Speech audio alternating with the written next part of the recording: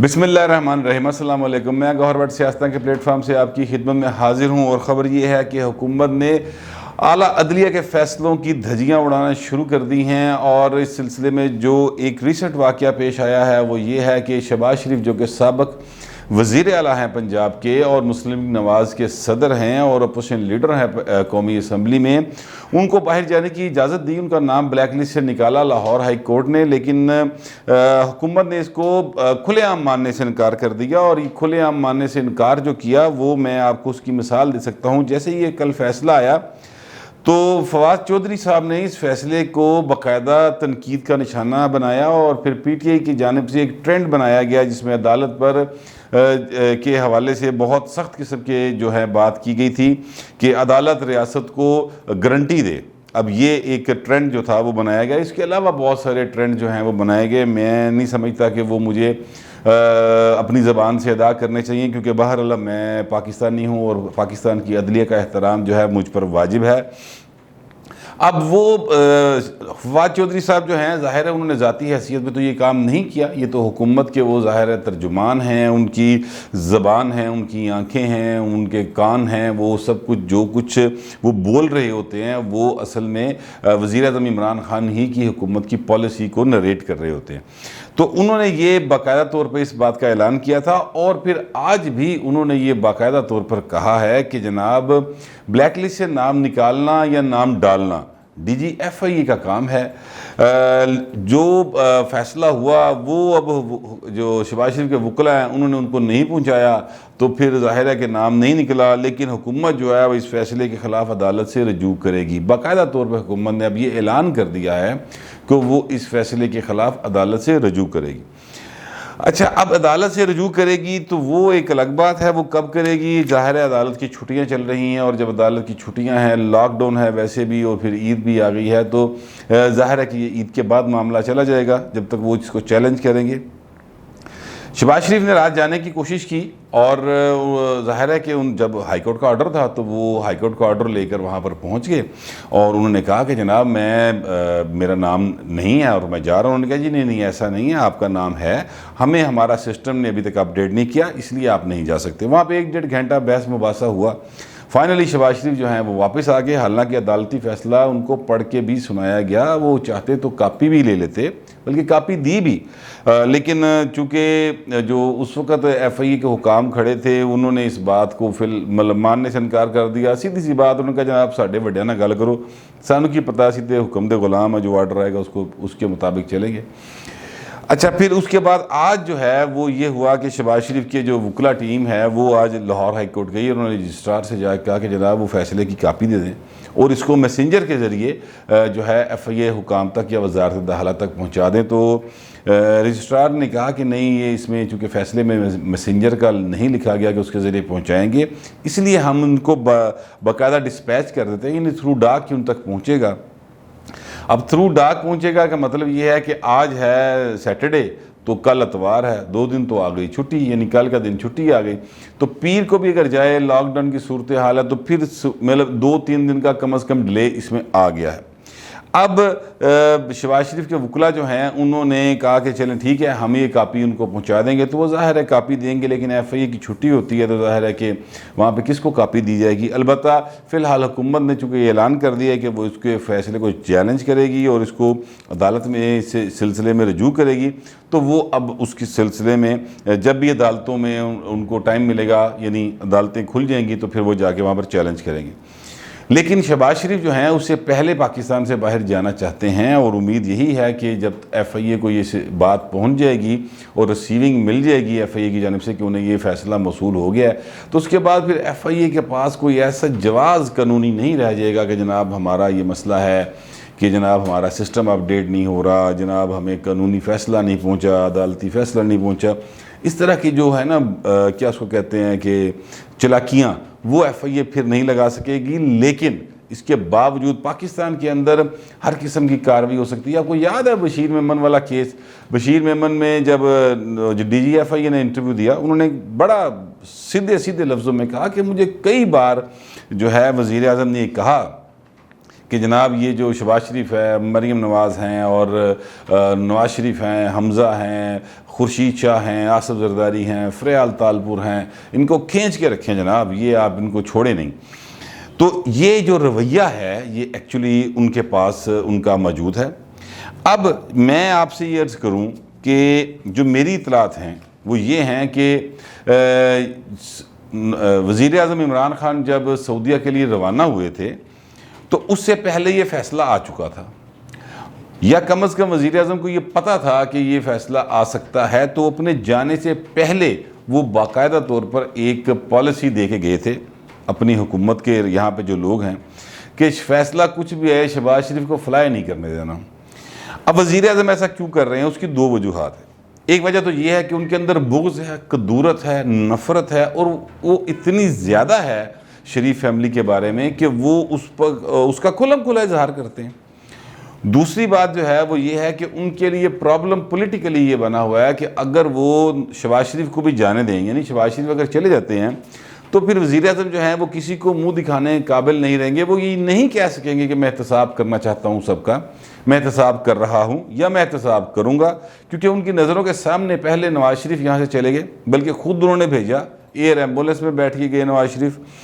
अच्छा, उस पर बहुत बातें करनी पड़ी, सुननी पड़ी इन्हें। उसके बाद शहबाज शरीफ जो हैं वो वापस आए थे, क्योंकि यहाँ पर कोरोना की सूरत हाल थी। तो शहबाज शरीफ ने कहा कि मैं अपनी कौम को ऐसी सूरत हाल में तनहा नहीं छोड़ सकता, मेरे पास तजर्बा है कि डेंगू को किस तरह से काबू किया था, तो मैं वापस जाकर अपने मशवरे और अपनी जो हिकमत अमली है वो कौम और आवाम को बताऊँगा।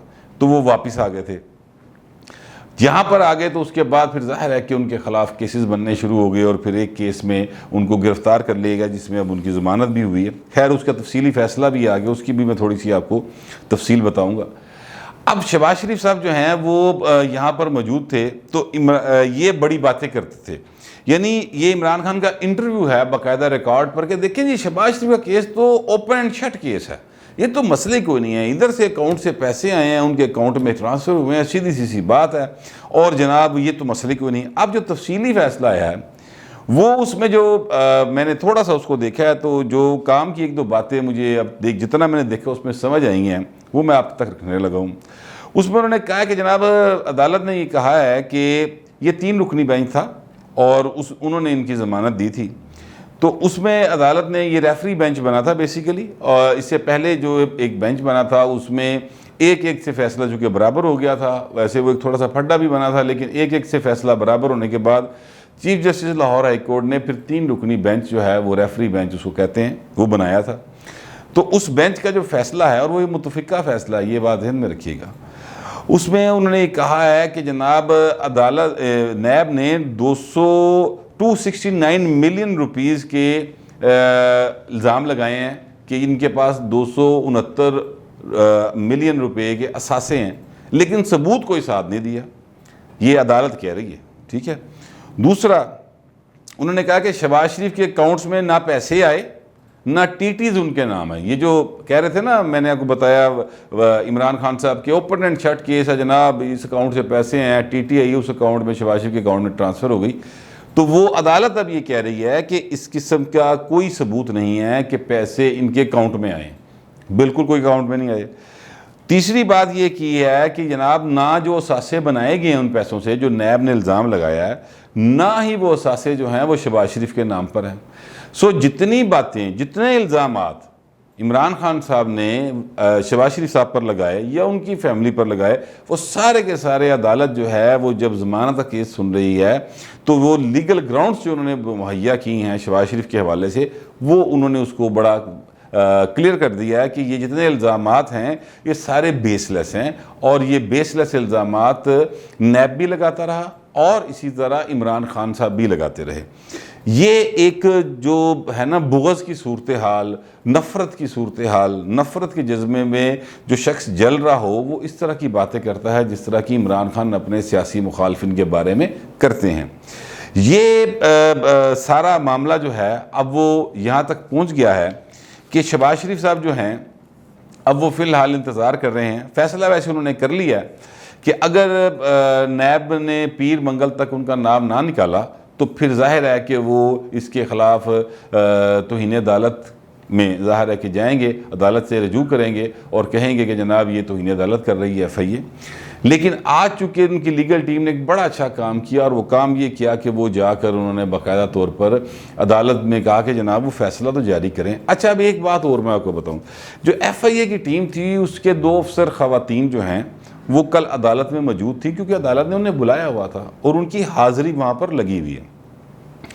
जब वो वहाँ पर मौजूद थी तो उनकी हाज़िरी भी लगी हुई है, तो फिर ये FIA किस तरह से कह सकता है कि जी हमें फ़ैसला नहीं मिला और हमारा सिस्टम अपडेट नहीं है? क्या वाकई पाकिस्तान का जो FIA का निज़ाम है वो इतना यानी पसमानदा है कि वो जो फ़ैसले आएँ उनको अपडेट होने में इतना टाइम लगता है? अगर ये किसी आम आदमी का केस हो, क्योंकि कई केस चल रहे होते हैं FIA के हवाले से, कई फ़ैसले आ रहे होते हैं, जा रहे होते हैं, कई पे अपील्स हो रही होती हैं, कई को रिजेक्ट किया जा रहा होता है, तो वो तो फिर जाहिर है कि उनका बहाना बनता है।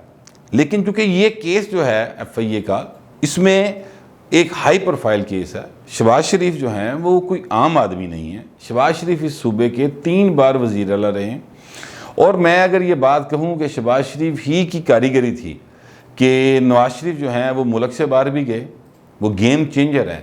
और अगर मैं ये कहूँ कि शहबाज शरीफ ही हैं जिनकी जहानत या सियासी चालाकियों या सियासी चालों की वजह से नवाज शरीफ जो हैं वो 3 बार वज़ीर आज़म पाकिस्तान बन सके, तो ये शायद कुछ ज़्यादा गलत नहीं होगा। एक बार हो सकता है वो नवाज शरीफ साहब जो हैं वो कोई किसी और की मेहरबानी से बन गए हों, लेकिन 2 बार तो कम अज़ कम मुझे पता है 97 में भी और 2013 में भी कि नवाज शरीफ साहब को वज़ीर आज़म बनाने में उनके छोटे भाई शहबाज शरीफ का बहुत बड़ा हाथ था। बहरहाल, अब ये अगर एक ऐसी शख्सियत का केस जो कि मेक एंड ब्रेक करता है, जो हुक्मरान रहा है और जिसके केस में FIA बाकायदा तौर पर मौजूद है, उसके अफसरों की हाज़िरियाँ लगी हुई हैं, इसके बावजूद अगर FIA कहे कि जनाब हमें फ़ैसला नहीं मिला और हमारा सिस्टम अपडेट नहीं हुआ, तो फिर उसके बाद इंसान, आम आदमी भी ये सोचने में मजबूर हो जाता है कि ये सारी की सारी जो कारस्तानी है, ये सारी की सारी डिलेइंग टैक्टिस हैं, ये बाकायदा तौर पर वज़ीर आज़म या उनके जो करीबी रफ़्क़ाकार हैं उनके हदायत पर FIA कर रहा है। अब अगर ये बात साबित हो जाती है किसी कोर्ट ऑफ लॉ में कि FIA ने जानबूझकर अदालती अहकामात को तस्लीम नहीं किया, तो फिर DG FIA के ख़िलाफ़ तौहीन अदालत की कार्रवाई हो सकती है।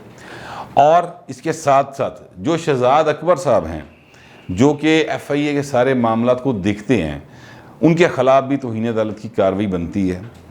और शेख रशीद साहब जो कि इस वक्त पाकिस्तान में मौजूद नहीं है, वो वज़ीर आज़म के साथ सऊदी अरब में है। मैंने कल रात उनकी फुटेज देखी, बड़ी स्पीड के साथ किसी चीज़ पे ऐसे साइन कर रहे थे जैसे बच्चा जो है ना फटाफट कोई चीज़ हासिल करने के लिए साइन करता है, या बड़ी तेज़ी से कि मुझे टॉफ़ियाँ मिल जाएंगी, मुझे कोई गोली मिल जाएगी, मुझे कोई खाने को मिल जाएगा। शेख रशीद साहब की ऐसी हालत थी साइन करते हुए, मैंने देखा उनको, फुटेज आप भी देख सकते हैं, सारे टीवीज़ ने चलाई, तो वो भी मौजूद नहीं है। लेकिन वज़ीर दाखिला तो वही हैं, तो फिर उनके ख़िलाफ़ भी कार्रवाई हो सकती है।